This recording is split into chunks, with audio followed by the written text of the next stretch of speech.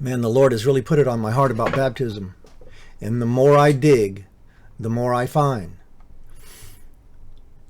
So I'm looking back at these people attacking me on baptism, saying, look at the eunuch. And I've done few videos on that, but I want to continue further. I want to look at something that I found. And this is real interesting, because when you go to the story of the eunuch, you see right here when it starts to introduce the eunuch, a man of Ethiopia, a eunuch of great authority, had come to Jerusalem to worship. So he had come to the festivals, and he wanted to be baptized. Now, if you go back here to Deuteronomy, right here, it's in Deuteronomy, it excluded eunuchs. He that is wounded with stones, or he hath privy to members cut off. Members cut off. That's a eunuch. Shall not enter into the congregation of the Lord. Now, the eunuch was reading Isaiah. And he was reading, I think, 53. And he's asking about this Lord. Or who is this guy in 53 that they're talking about? And then Philip got up and preached Jesus to him. Now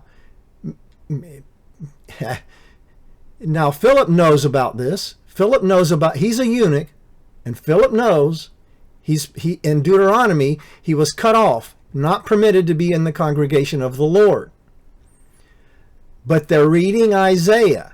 So now if you go to Isaiah, and the eunuch's wondering about this Lord, this new coming guy that Philip is preaching about. So if you go to Isaiah, and then you get down here to verse 3 in Isaiah 56, which they may have gotten to, neither let the son of the stranger, that's a foreigner, that hath been joined to himself to the Lord speak, saying, the Lord hath utterly separated me from his people.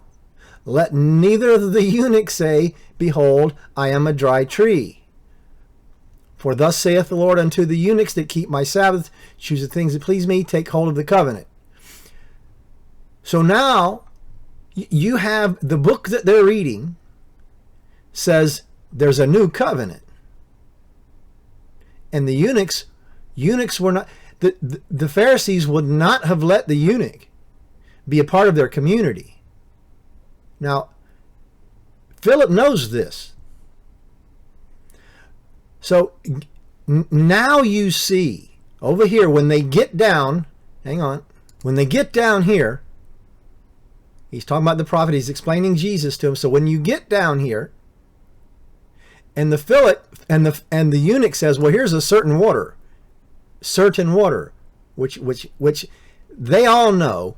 The eunuch probably knows, and Philip knows, you got to have a living water to be proselyted in, to be this dipping in water, sacrificing 2 turtle doves, and being circumcised was part of entering into the Jewish community. It's a proselyte process. And the eunuch knows, back in Deuteronomy, he's excluded. Philip knows that. But Jesus says, nah, you're going to be included. So now here's the eunuch saying, hey, what's stopping me? Am I allowed now to be a member of the Jewish community? He's going to the festivals. He wants to be a part. And Philip said, if you believe us with all your heart, you mayest. And this word mayest, this is a word, it's a combination of the word ek, which means exit or out, so we get exit from, and a form of the word to be out. And this word's used about 31 times in the Bible, and it's always used like when the Pharisees are talking or Jesus is talking, the Pharisees say, is it lawful? That's that word they used, referring to their laws. Not just the law of Moses, but the law of the Pharisees. So look here, man. This is huge significance right here. What Peter is saying is, screw the Pharisees.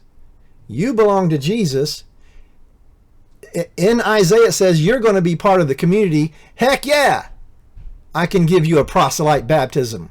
As long as you believe in Jesus, as long as you believe in Jesus, you're one of us. That's the true baptism. That's the baptism of Jesus. But you want this other baptism that you're excluded from to be a part of the Jewish community? Heck yeah, I'll do it. Do you see that? This is just more data piled on top of this verse in the context that helps you understand what it's talking about. This isn't a verse that says, hey, look, here's Christian baptism because, Philip did it. No, it's not. This story is not here for nothing. It's not here to just say, look, this is Christian baptism. How can you deny dipping in water? No, it's not. Because of all the context of the story. He's a foreigner. He's reading Isaiah. And Philip is teaching Jesus to him. And he wants to be a part of the Jewish community. He's coming to the festivals. And he knows he can't be a part of that community because of Deuteronomy. Because the Pharisees won't let him. I mean, this is amazing grace right here, man. This is amazing grace.